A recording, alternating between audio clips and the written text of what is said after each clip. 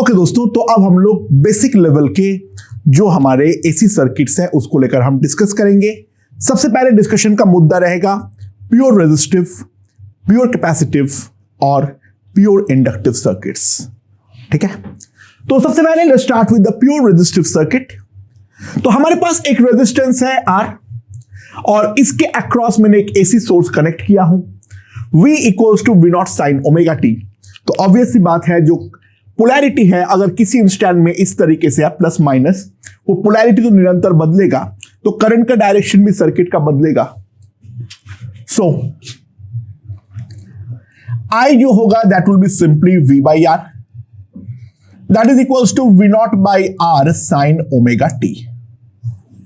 ठीक है, अच्छा यहां पे प्लस 5 लिखा हुआ होने पे यहां पे प्लस 5 आ जाएगा, कोई फर्क नहीं पड़ता है।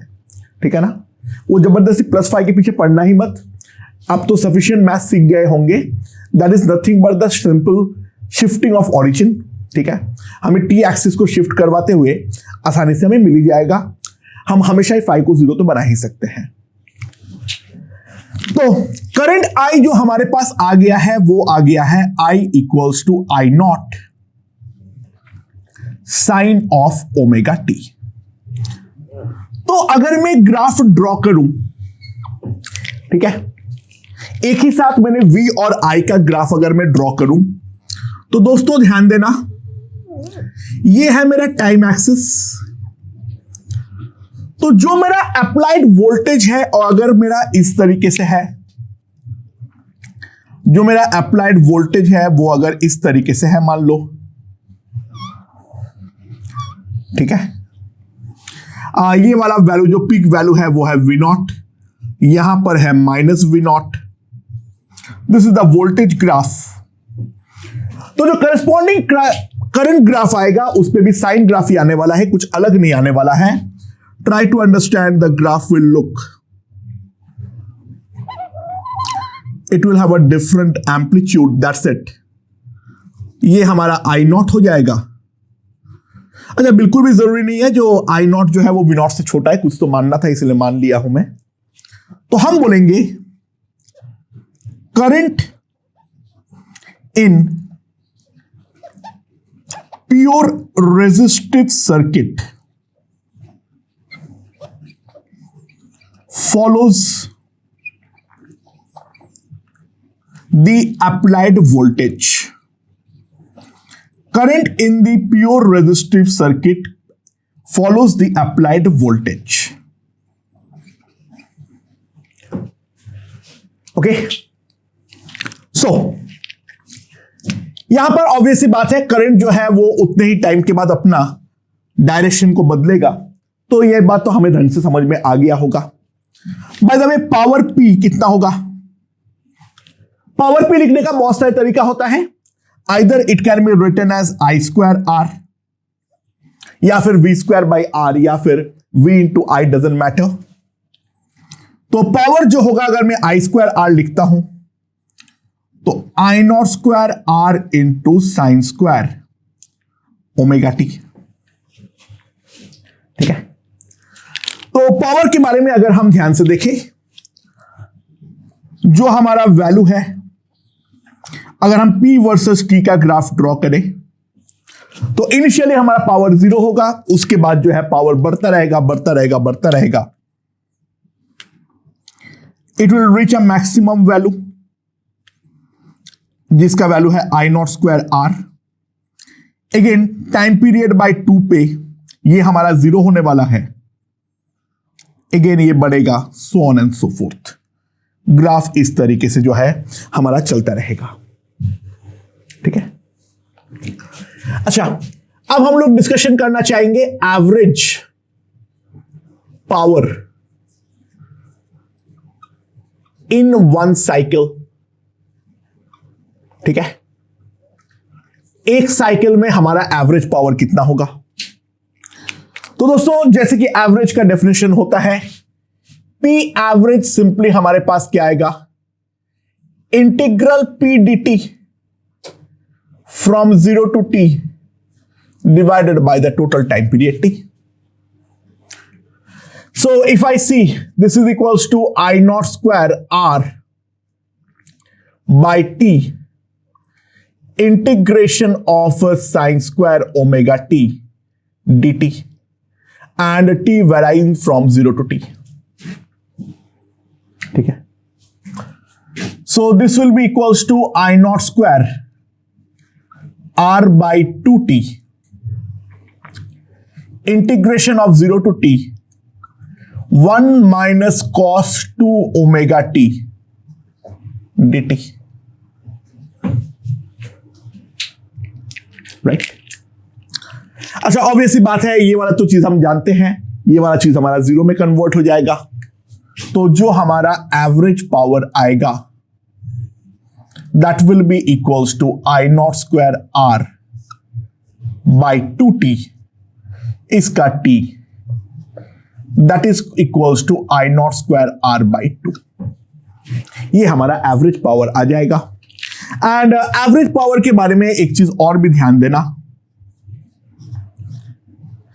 This can be written as I not by root 2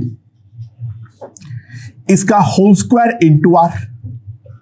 so average power is equals to I R M S square into are.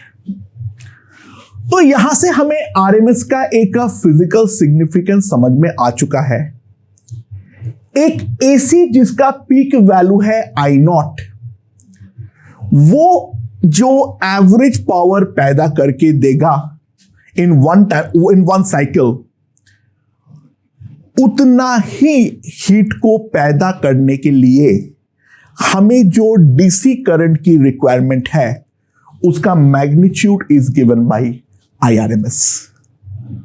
Obviously बात है, ये तो हमारा एक डीसी जैसे फॉर्मूला है आई स्क्वायर आर, यानी आई नॉट का पीक वाला एसी हो या फिर IRMS का डीसी हो, दोनों में पावर कंजम्पशन सेम होगा. That is the concept regarding IRMS. ठीक है, इसको मैं ऐसे भी लिख सकता हूं, that is equals to V RMS square by R, and that can be also written as VRMS into IRMS.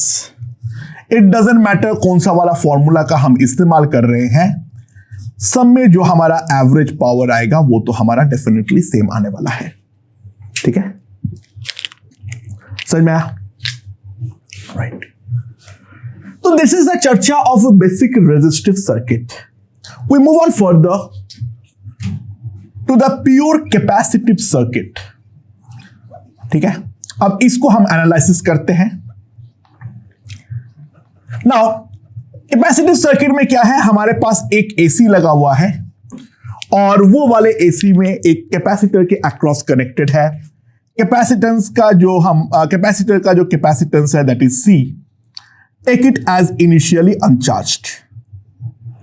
ठीक है, this is the AC connected. V equals to V naught sin omega t, that is given.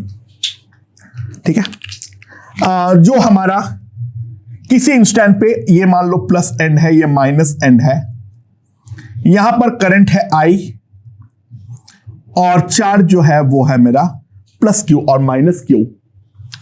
T equals to 0 पे जो हमारा charge है that is 0, यानी initially वो completely uncharged है. Okay, तो मैं ये वाले सर्किट पे अगर केवीएल अप्लाई करूं तो मैं क्या लिख सकता हूं, Q बाई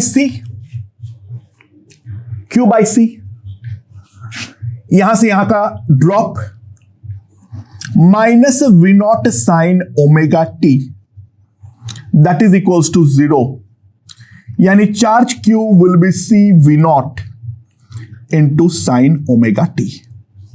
ये हमारा चार्ज आ जाएगा किसी भी जनरल इंस्टेंट पे. ठीक है, सो जो हमारा करंट I होता है that is nothing but dq by dt. अगर मैं इसको लिखता हूं, इसको डिफरेंशिएट करूं तो this will come out to be C V naught omega into cos of omega T. ये हमारा करंट का वैल्यू आ जाएगा, C V naught omega cos of omega T. Right, अब ये करंट को थोड़ा प्यार से लिखते हैं, ध्यान देना. तो ये वाले करंट को मैं लिख सकता हूं V naught divided by 1/ωc into cos of omega t को मैं लिख रहा हूं sine of omega t plus π/2। This is the value of current जो कि हम लोग देख सकते हैं।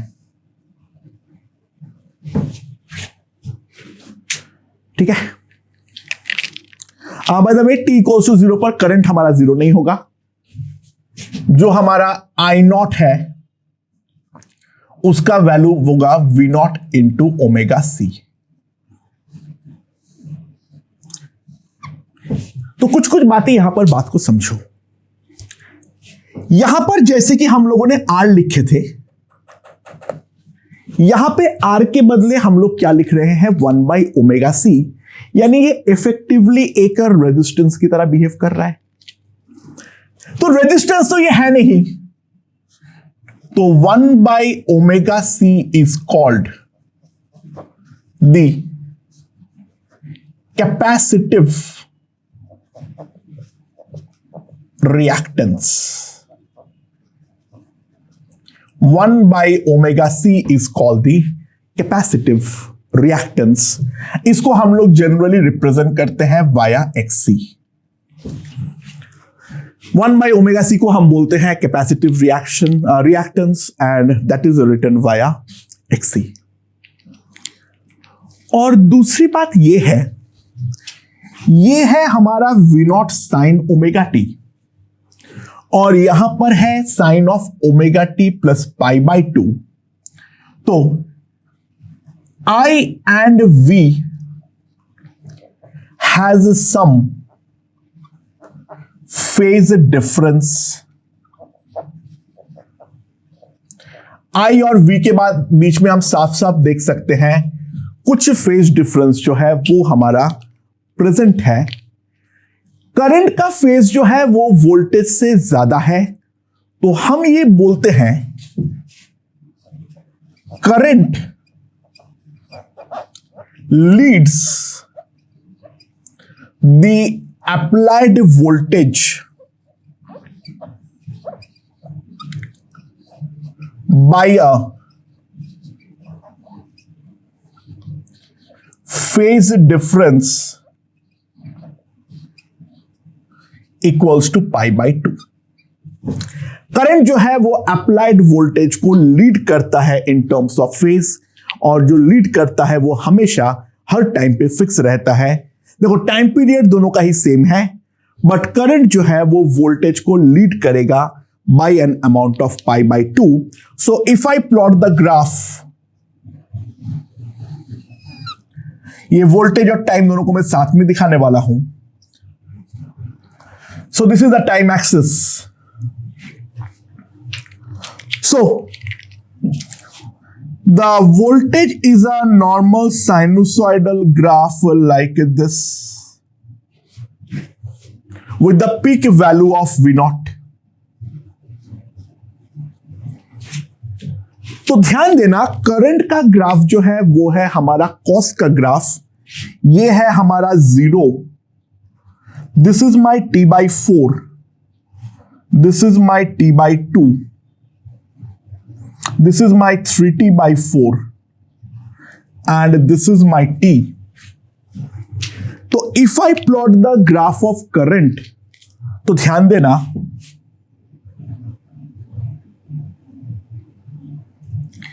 ये I0 से चालू होगा, जहां पर साइन हमारा 1 लेगा, कॉस वहां पे 0 लेगा।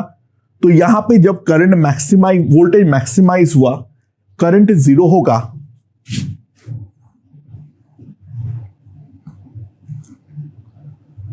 Eight T/2 it attains the value minus I0। Again at 3T/4 it becomes 0, and then at T it again attains the value of I0। So this is the graph of current corresponding to the applied voltage। अच्छा, ये हो क्यों रहा है, बात को समझो। जो हमारा 0 से T/4 है,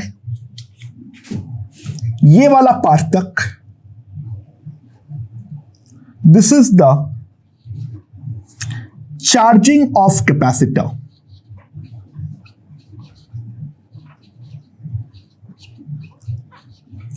जिसका लेफ्ट हैंड साइड में प्लस होगा, राइट हैंड साइड में माइनस होगा। तो पहले 1/4 साइकिल में हमारा कैपेसिटर जो है वो चार्ज हो रहा है लाइक दिस, ठीक है। एंड आफ्टर दैट अगर हम ध्यान दें, T/2 तक के बारे में अगर मैं बात करूं, तो यहां पर करंट जो है वो हमारा उल्टे डायरेक्शन में है, यानी कैपेसिटर से चार्ज जो है वो हमारा एसी सोर्स के अंदर आ रहा है। और T/2 पे जब वोल्टेज 0 होगा तो हमारा वापस जो है Q हमारा 0 हो जाएगा। तो इफ वी सी, यहां पर अगर हम ध्यान दें, this is the discharging of capacitor,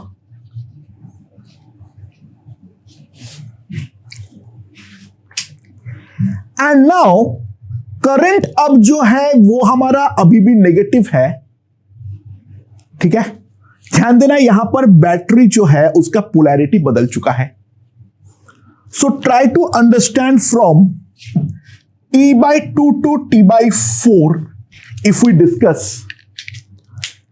अब जो होगा, अब वापस कैपेसिटर डिस्चार्ज हो चुका है, लेकिन पोलैरिटी अब जो है इधर प्लस इधर माइनस हो गया है। तो अब राइट वाले प्लेट में प्लस आएगा, लेफ्ट वाले प्लेट पे माइनस हो जाएगा। उल्टा charging of capacitor. And then अगर मैं ध्यान दूं, यहां से यहां तक के बारे में अगर बात करूं, so this will be again, voltage 0 हो जा रहा है। This is the discharging of capacitor. फिर वापस जो है वो नॉर्मल पोजीशन में आ रहा है। तो 1/4 साइकिल में पहले चार्जिंग होगा, फिर हमारा डिस्चार्जिंग होगा, फिर हमारा उल्टा चार्जिंग होगा, फिर वापस डिस्चार्जिंग होगा। एंड ये साइकिल जो है वो अपने आप को रिपीट करेगा। अच्छा, what will be the power? अच्छा, एक बात ध्यान देना, पावर के लिए यहां पर, क्योंकि कैपेसिटर नॉन ओमिक एलिमेंट है, पावर का केवल एक ही फॉर्मूला लग सकता है, वो है V × I। उसके अलावा मैं और कोई फॉर्मूला लगा नहीं सकता हूं। तो पावर जो है वो अगर मेरा V × I है, तो that will be equals to I0 V0 sine omega t cos omega t. V जो है वो है V0 sine omega T, I जो है वो है I0 cos omega T. So that can be written as I0 V0 by 2 sine of 2 omega t। ठीक है, समझ में आया? So if I plot the power,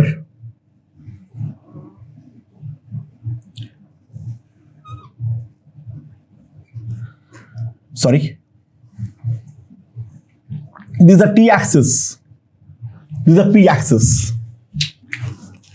Initially the power is 0 और ये मैक्सिमम होगा जब साइन 2 ओमेगा टी 1 हो जाएगा, यानी 2 ओमेगा टी जो होगा वो मेरा π/2 होना जरूरी है, यानी t जो होगा वो होगा मेरा π/2 π/4 ठीक है। 2 ओमेगा टी का वैल्यू जो है वो हमारा कितना हो जाना चाहिए? That will be equals to π/2 हो जाना चाहिए। और π/2 होने के लिए ऑब्वियस सी बात है क्या होगा, मेरे पास पावर मैक्सिमाइज कहां पर होगा? इसका वैल्यू अगर मेरा π/2 है, सो t जो होगा that will be equals to π/4 omega, and π/4 omega is nothing but t/8। π/4 omega is nothing but t/8, ठीक है।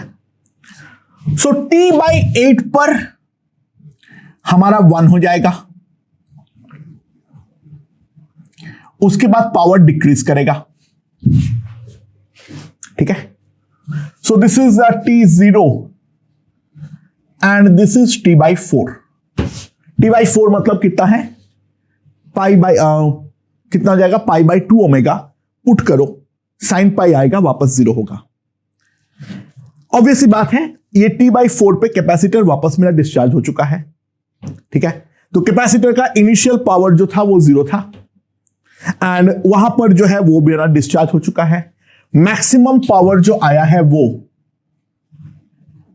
T/8 पे आया है डेफिनेटली।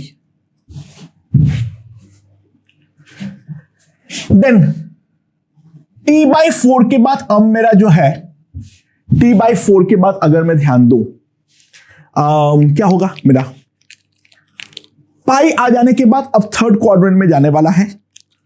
तो अब जो है वो नेगेटिव पावर होगा, फिर नेगेटिव पावर मैक्सिमाइज होगा and this will happen at T/2, और ये वाला जो होगा that will happen at 3T/8। बात को समझो, ठीक है। सो ट्राई टू अंडरस्टैंड, जब ये चार्जिंग ऑफ कैपेसिटर हो रहा था तो बेसिकली मेरा सोर्स कैपेसिटर को चार्ज दे रहा था। तो यहां पर जो है, यहां पर तो मेरा पॉजिटिव पावर रहेगा, यानी battery is doing, source is doing work on the capacitor. Now अब कैपेसिटर का डिस्चार्जिंग हो रहा है, मतलब कैपेसिटर चार्ज को सोर्स पे भेजना चाह रहा है। तो ऑब्वियस सी बात है, ये वाले साइकिल पे again we are going to get negative power. अच्छा, उल्टा चार्जिंग से फर्क नहीं पड़ता, ऐसा चार्जिंग, ठीक है, उसमें करंट का डायरेक्शन भले ही बदला है लेकिन पावर के लिए इस charging. So again we are going to get a positive power and discharging of capacitor में we are again going to get a negative power।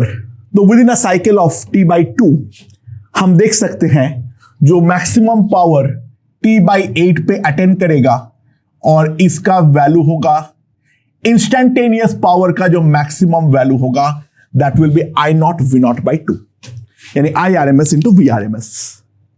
ठीक है, and now what will be the average power? That will be integral P dt from 0 to T by T, and that will be equals to I0 V0 by 2T integration of sine 2 omega t dt from 0 to T। And इसको अगर मैं integrate करूंगा तो obvious सी बात है, ध्यान दो, we are going to get 0।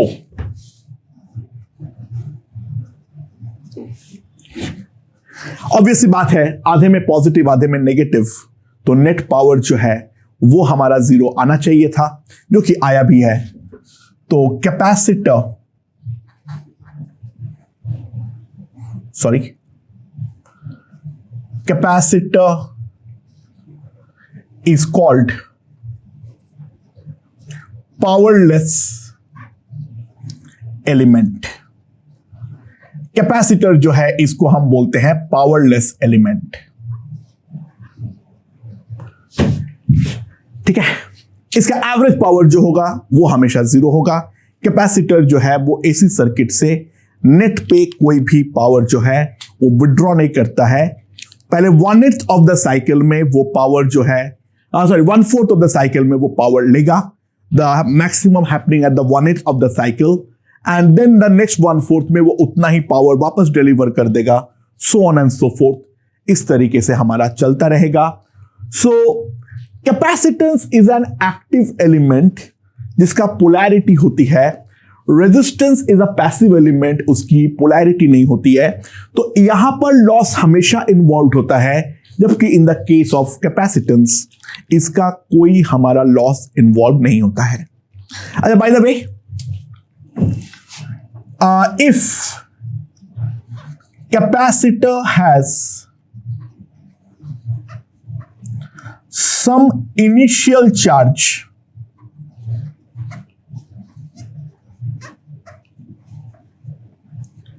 Q not, तो ऑब्वियस सी बात है यहां पर जो हम लिखे थे ये हम डायरेक्टली ऐसे नहीं लिख पाएंगे, हम लिखेंगे Q is equals to CV sine of omega t plus phi, और फाई का वैल्यू निकालने के लिए t इक्वल्स टू 0 पुट करने पर Q नॉट होना चाहिए, तो साइन फाई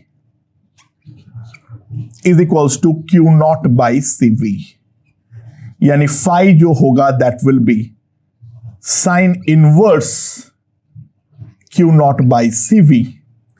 ये हमारा एक इनिशियल फेज है, just compare with the SHM जो हम लोगों ने पहले किए थे, ठीक है, just compare with the SHM, and फिर इसको हम डिफरेंशिएट कर देंगे, I जो आ जाएगा that will be equals to omega C V not cos of omega t plus sine inverse Q not by CV। तो इनिशियल चार्ज दे देने पर कोई फर्क नहीं पड़ेगा, बस यहां पर जो है हम लोग अपना इक्वेशन को बदल लेंगे, एक इनिशियल फेज को जोड़ देंगे, बाकी तो कोई भी डिफरेंस जो है वो हमारा नहीं आने वाला है। So please understand the capacitive circuit. Important term हम लोग लाए हैं capacitive reactance that is given by 1 by omega C, that's not constant, ठीक है। अगर मान लो ओमेगा बहुत बड़ा है तो हमारा जो कैपेसिटिव रिएक्टेंस होगा वो बहुत छोटा होगा, यानी we are going to get a very high value of current. And वहीं पर अगर ओमेगा मेरा बहुत छोटा होगा तो इन दैट केस हमारा जो कैपेसिटिव रिएक्टेंस होगा वो काफी ज्यादा होगा, we are going to get a very low value of current, ठीक है। करंट और वोल्टेज के बीच में एक परमानेंट फेज डिफरेंस होता है। करंट फेज वाइज आगे होता है by a phase difference of pi by 2।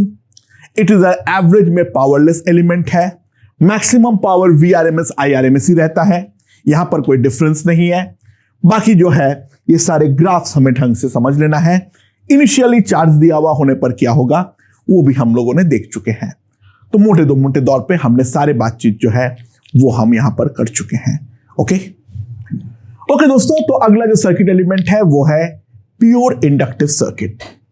तो मेरे पास एक इंडक्टर है ऑफ इंडक्टेंस L, इसके अक्रॉस में एक पोटेंशियल डिफरेंस अप्लाई कर रहा हूं, V equals to V not sine omega t. Now ये वाले पे मैंने KVL अप्लाई करता हूं। अच्छा बाय द वे मैं ग्रोथ ऑफ करंट एज्यूम किया हूं, तो ये वाला पोलैरिटी जो है मेरा प्लस माइनस रहेगा, ठीक है, मैं मान चुका हूं, कुछ तो मानना पड़ेगा। तो यहां से यहां तक ड्रॉप होगा by an amount of L di by dt, और यहां पर अगर हम ध्यान दें तो minus V not sine omega t that will be equals to 0। So di by dt is equals to V not by L sine omega t. तो मेरे पास जो आ रहा है वो क्या आ रहा है, V not by L sine of omega t dt। Now if I integrate, अच्छा मुझे इनिशियल करंट के बारे में कोई आइडिया नहीं है, so I can not integrate it with limits. So हम जो इंटीग्रेट करेंगे वो ये करेंगे, इसका इंटीग्रेशन क्या होगा, minus cos omega t by omega minus V not by omega L cos omega t plus some integration constant C, ठीक है। ध्यान दो, हमारे पास राइट नाउ जो है एक प्रॉब्लम है, I am facing an another integration constant C like this. तो ये C का वैल्यू कैसे आएगा, ध्यान दो, V is a pure AC, तो करस्पॉन्डिंगली जो I होगा I is also a pure AC. V क्योंकि मेरा प्योर AC होगा तो करस्पॉन्डिंगली जो मेरा I होगा वो भी तो एक प्योर AC ही होने वाला है, दैट्स फॉर श्योर। तो I अगर प्योर AC होने वाला है तो I एवरेज जो होगा दैट हैज टू बी 0। देखो ऑब्वियसली बात है, एक प्योर AC के चलते जो भी हमें मिलेगा वो भी हमारा एक प्योर AC ही होने वाला है। तो I एवरेज जो होगा वो डेफिनेटली हमारा 0 होना चाहिए। तो अगर मैं इसका एवरेज निकालूं, ध्यान देना, my integral I dt from 0 to t must be equals to 0। अच्छा, कॉस का जो इंटीग्रेशन 0 to t होगा वो डेफिनेटली 0 होगा, वो हम जानते हैं। और c का जो इंटीग्रेशन होगा वो होगा ct, दैट मस्ट बी 0। तो what will correspond is c equals to 0। So what I get is I equals to minus V0 by omega L cos of omega t. So that is the current in the pure inductive circuit. ठीक है। अच्छा, इसको अगर हम गौर से लिखें, this is V0 by omega L. ध्यान देना, this can be written as omega t, sine of omega t minus pi by 2. Try to understand, क्योंकि साइन में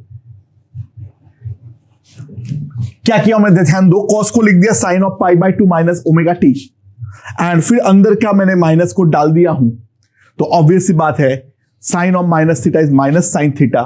सो what I get is I equals to V not by omega L sine of omega t minus pi by 2। This value is called I not. तो जैसे कि हम लोगों ने capacitor के लिए डिफाइन किए थे, एग्जैक्टली यहां पर भी omega L is called the inductive reactance that is equals to X L. Omega L को हम बोलते हैं उसका inductive reactance that is XL.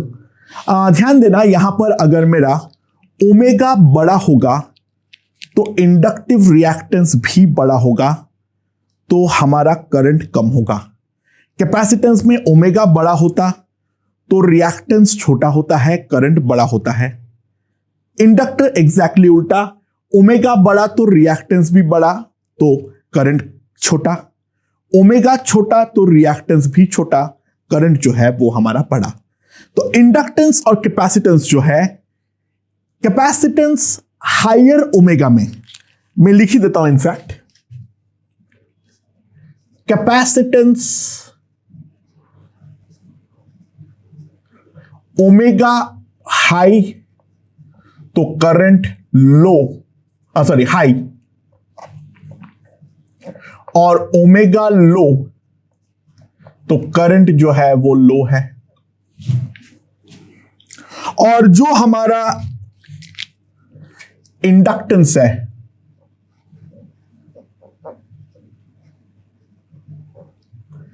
Omega high तो करंट लो, ओमेगा लो तो करंट हाई है।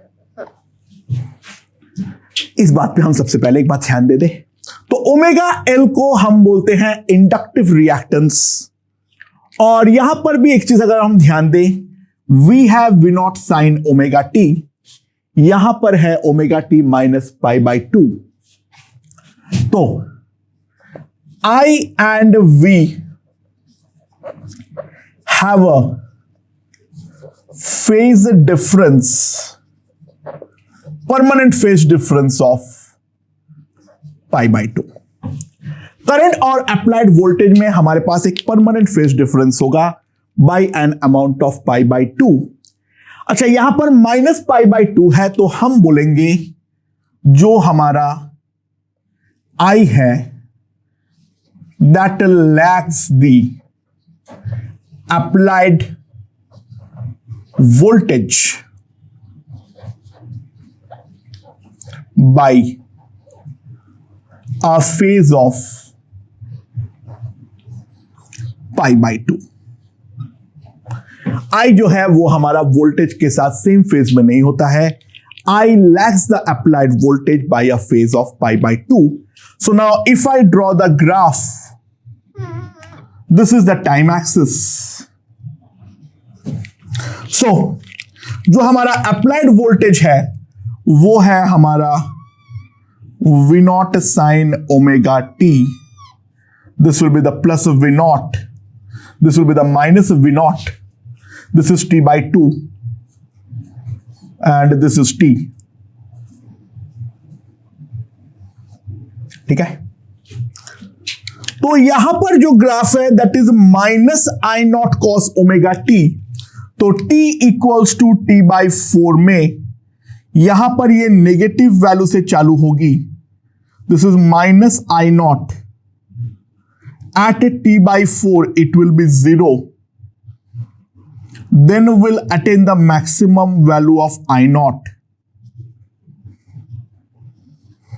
Then at 3t by 4 it will be again 0 and then at a t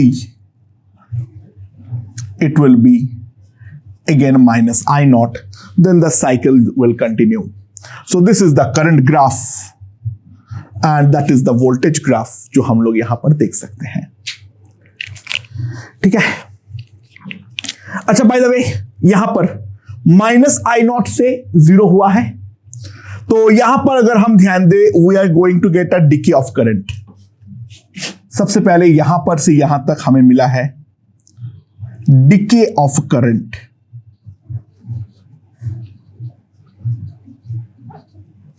फिर यहां से यहां तक जो हमें मिला है दैट इज द ग्रोथ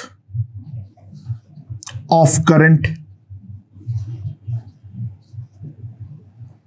यहां से यहां तक अगेन मैग्नीट्यूड कम हुआ है, so that is the decay of current. Obviously polarity opposite हुआ है, उस बात से कोई फर्क नहीं पड़ता है।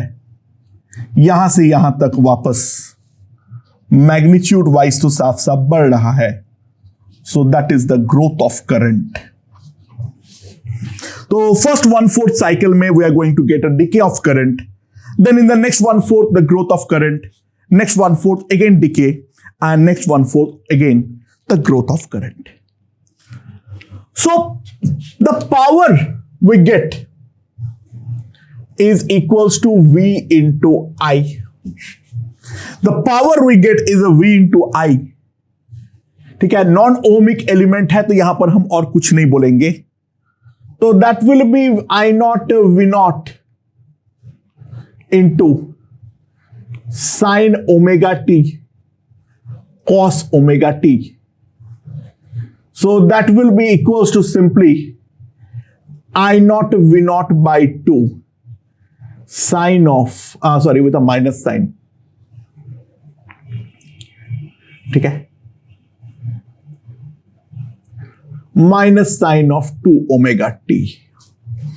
Power will be minus I naught V naught by 2 sine of 2 omega t। So initially power will be 0, then the negative power, यानी अगर मैं पावर वर्सेस टाइम का ग्राफ ड्रॉ करूं, ठीक है, यहां पर क्या आएगा, एग्जैक्टली सेम आएगा, बस यहां पर ये उल्टे डायरेक्शन में होगा। Now this will be at t by 8 as shown, this will be t by 4,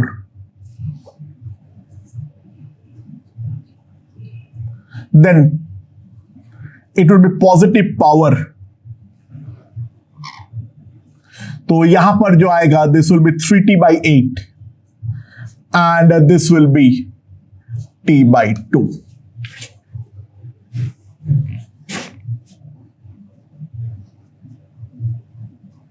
This is minus I naught V naught by 2. This is I naught V naught by 2. ये हमारे पास आने वाला है.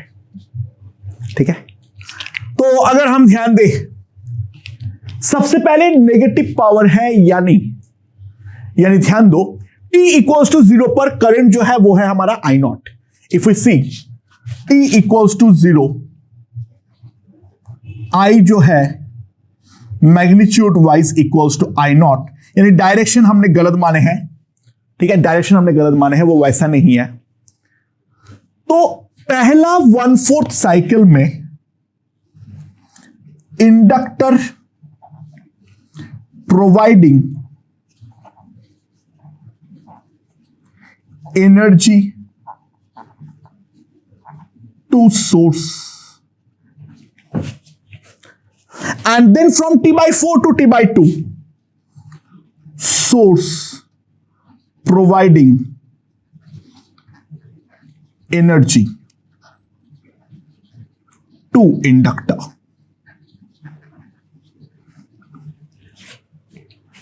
ठीक है, and then the cycle continues. जहां जहां पे decay of current हो रहा है, वहां पे अगर हम ध्यान दें, हमारा decay, जहां पे हमारा decay हो रहा है, वहां पे जो इंडक्टर है वो सोर्स को एनर्जी दे रहे हैं, पावर दे रहा है. एंड जहां पे ग्रोथ ऑफ करंट हो रहा है, वहां पर डेफिनेटली सोर्स हमारा इंडक्टर पे काम कर रहा है. ठीक है, अच्छा, इसको अगर हम थोड़ा और गौर से देखें, जो हमारा एवरेज पावर होगा, that will be equals to integral 0 to t p dt by t. So that will be equals to minus I naught V naught by 2t. ठीक है, integral sin 2 omega t dt from 0 to t, and if we observe this is equals to 0. ठीक है, if you observe this is equals to 0, right. And क्योंकि sign 2 omega T का term तो हमारे side 0 होता है, तो therefore just like capacitor, inductor is also